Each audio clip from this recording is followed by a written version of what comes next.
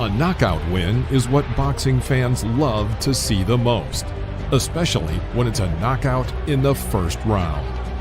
It is undeniable that we, the fans, love to see how, after an accurate and powerful blow, a fighter begins to struggle.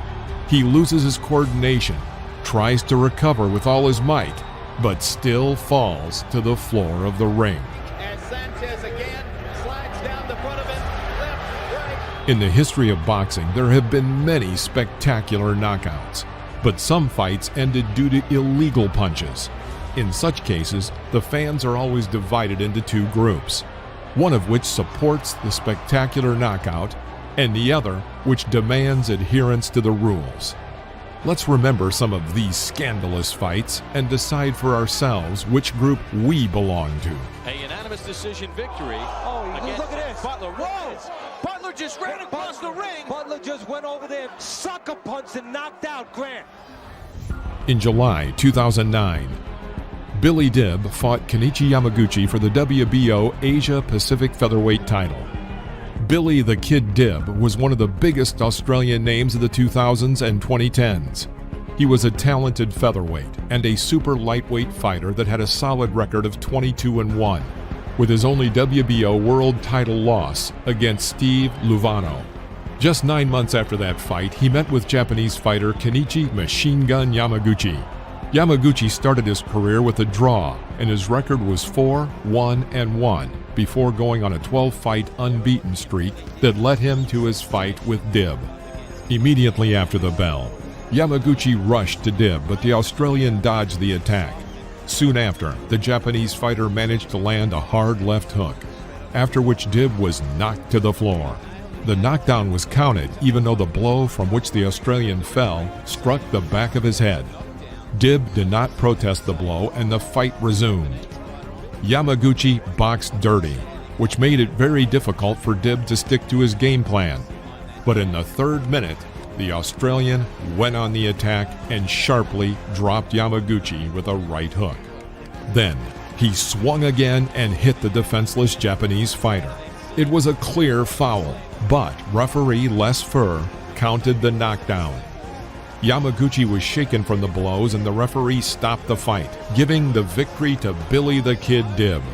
Ultimately, Yamaguchi's team approached the WBO, which declared the fight a no contest the following month. Fortunately, common sense prevailed over the fight, but this did not justify the chaos and controversy that occurred in the ring.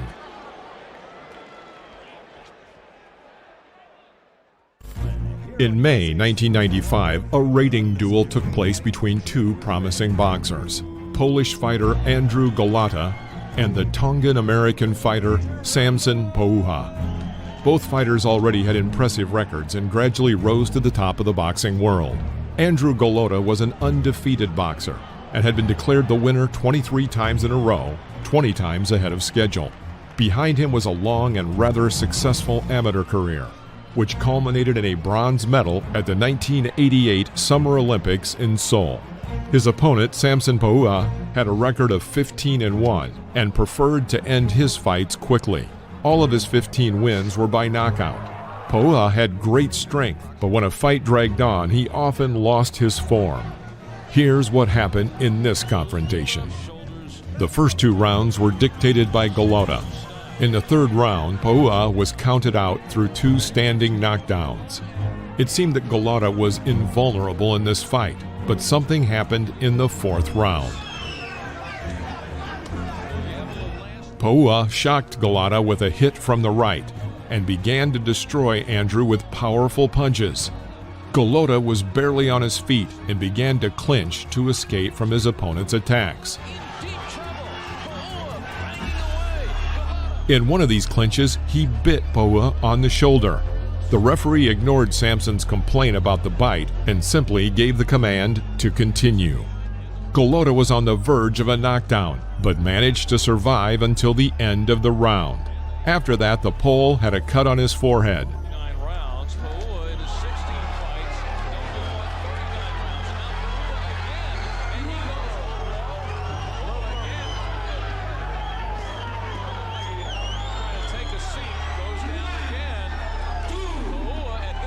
Golota recovered and knocked down his opponent 3 times in the 5th round, after which the referee stopped the fight in his favor. It was odd that Golota wasn't deducted a point for the bite, but that wouldn't have changed the outcome of the fight. Another scandalous fight took place on July 31, 2010, between super middleweight contender Sakio Bika and undefeated Jean-Paul Mendy. The winner of this bout was to become the mandatory challenger for the IBF super middleweight title. Australian Sakio Bika, nicknamed Scorpion, had won his last 6 fights, but had not fought for a whole year. Although Mendy had an impressive series of victories, this was his first high-profile fight, and few people had heard about him in the United States. Mendy was fast and had good defensive technique, but was inexperienced and untested. After the bell, the fighters started cautiously and tested one another with jabs.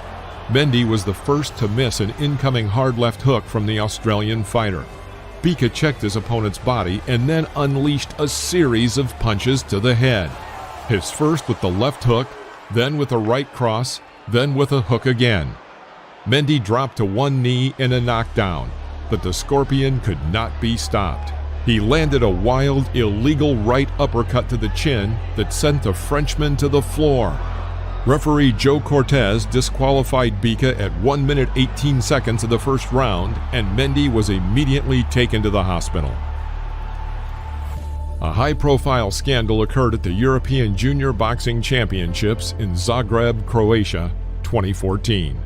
On the first day of the tournament, Croatian Vito Lonkar and Lithuanian Algirdas Banulius entered the ring.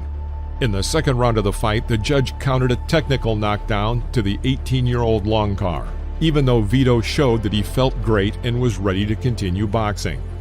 But the Polish referee Mageja Zajirgota awarded Lonkar an early defeat in the fight, which caused a violent overreaction from the Croatian. The opponents went to the corners. Dissatisfied with the decision of the referee, Lonkar removed his gloves, and without waiting for the announcement of the name of the winner, he attacked the referee with his fists. One of the seconds of the fight managed to quickly react to the situation and pull the boxer out of the ring. As a result of the incident, the referee was taken to the hospital with a head injury, and Lonkar was arrested by local police. In this incident, a trial was launched, and Lonkar's coaches, who took him to the duel, were disqualified for a time. Vito Lonkar, however, later received a lifetime disqualification from boxing. Next, we focus on the strange trilogy between American Terry Norris and the Dominican Luis Santana. This unlikely rivalry began a popular joke in boxing. Terry the Terrible Norris was one of the best pound-for-pound fighters in the world, while Luis El Cucuso Santana was an average fighter and almost 10 years older. In their first fight, which took place in Mexico City in November of 1994, Norris, at the peak of his career and the reigning champion of the WBC 154-pound division, came out on what he thought was an easy title defense. He was fast and easily won the first 2 rounds. Then, in the third, Santana landed a right cross on Norris's chin, shaking him. Later, El Cucuso pulled Norris to the floor of the ring, and for some reason the referee countered a knockdown. Terry was outraged. Santana continued the fight, and in the 4th round, Norris lost a point for headbutting Santana, causing a cut that bloodied Luis's face. With a score of 2-2 in the rounds, the boxers advanced to the 5th round. Terry put pressure on and hit a lot, but the Dominican fighter kept his punches. A minute before the end of the round, the boxers were near the ropes. Norris was behind his opponent and inflicted a prohibited rabbit punch. El Cucuso instantly fell and did not rise again. He was carried out of the ring on a stretcher and was later told he had a mild concussion. Norris was sure he was faking it. However, he lost the belt, and it was clear that there would be a rematch.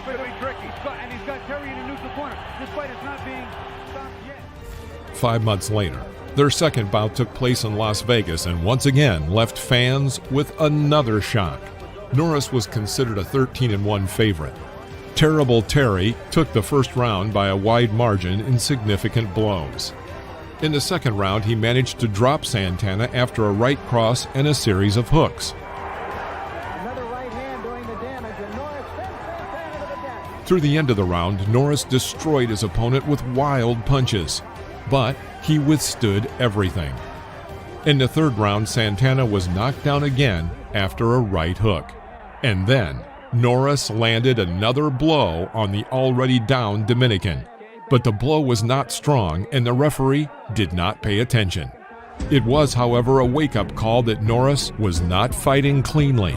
Until the end of the round, Terry dominated the ring, and then something happened that no one expected. The bell rang to end the round, the referee separated the fighters and said something to Santana. Norris, who later claimed he did not hear the bell, rushed to attack as soon as Santana began to move away from the referee. He knocked him down with a hard right cross. Santana didn't even have time to raise his arms to defend himself. As in the first fight, Santana was carried from the ring on a stretcher, and Norris was disqualified. In the third fight, 4 months later, Norris finally defeated Luis Santana by knockout in the second round and took away his WBC belt. This is one of the wildest and strangest trilogies in boxing history. The next fight was not even between boxers, but former professional cricket players Andrew Penn and David Lawrence in a celebrity exhibition boxing match. Immediately after the bell, the men rushed to attack. Andrew Penn started first, aggressively attacking his opponent. Lawrence quickly took the initiative and unleashed a hail of powerful punches to the head. Penn went on the defensive and tried to counterattack.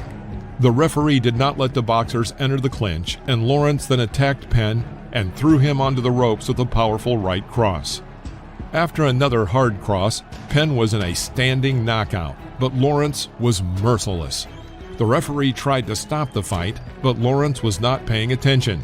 He continued to throw wild punches, and Andrew Penn fell into a deep knockout. David "Sid" Lawrence was disqualified, and the victory was given to Andrew Penn.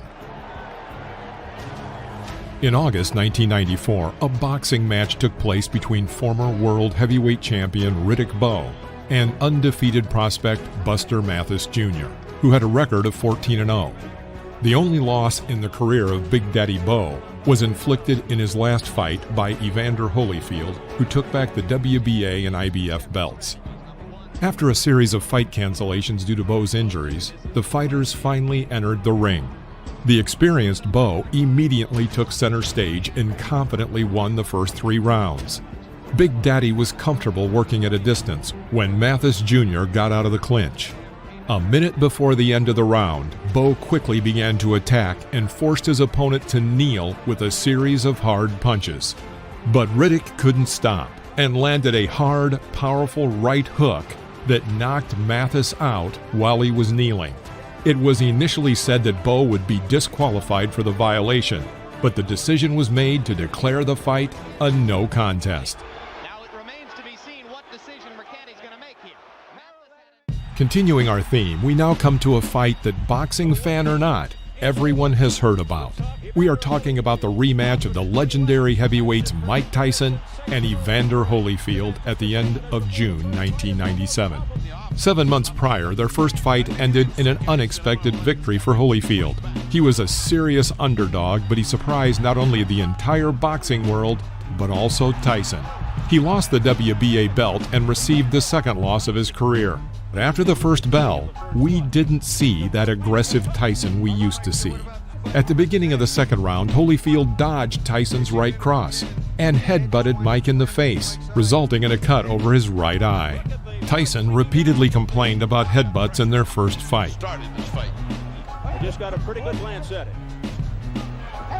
Pushing into the ropes by Holyfield. Tyson started the third round aggressively and hit well.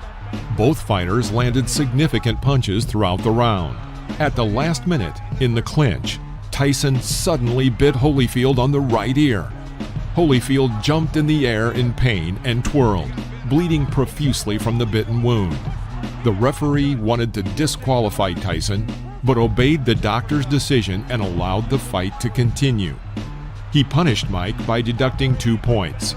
The fight resumed, and during the next clinch, Tyson bit Holyfield again, but now the left ear. The referee did not see the second bite take place, and the fight continued until the time expired. The boxers went to their corners, and when the second bite was found, the fight was stopped. Holyfield won via disqualification and retained his title. And Mike Tyson, for his unsportsmanlike behavior, not only received another defeat, but also lost his boxing license and was fined $3 million.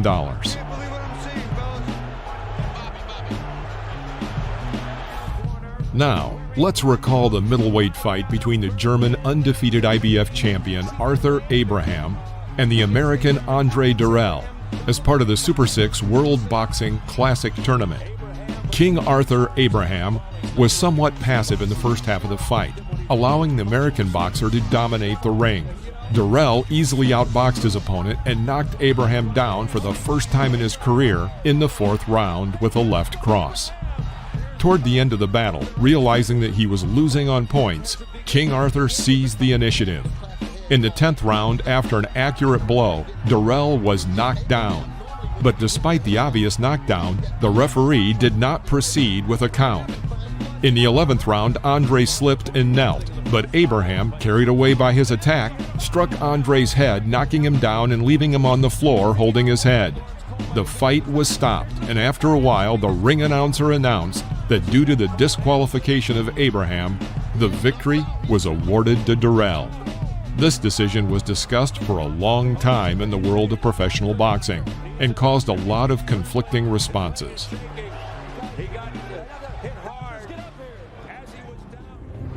In September 2000, a strange match took place between the undefeated WBA champion Freddie Norwood, who had an impressive 38-0 record, and title contender Derek Gainer, with a 35-5 record. Norwood won the WBA featherweight title back in April of 1998. His fight with Gainer was his 9th defense. Gainer had lost only once in the last 19 fights and was determined to take the belt from the champion. Gainer won the first 2 rounds and knocked Norwood down with a hard left cross in the second minute of the second round. In the 3rd round, Freddie started fouling and landed some nasty low blows. In the last minute of the 5th round, again a couple of blows to the groin from Norwood. In the 6th round, Gainer hit a tight uppercut below the belt that clearly looked like revenge. And this was after the referee began to separate the fighters. In the 8th round, there was a beautiful and powerful jumping uppercut from Gainer, which stunned the champion.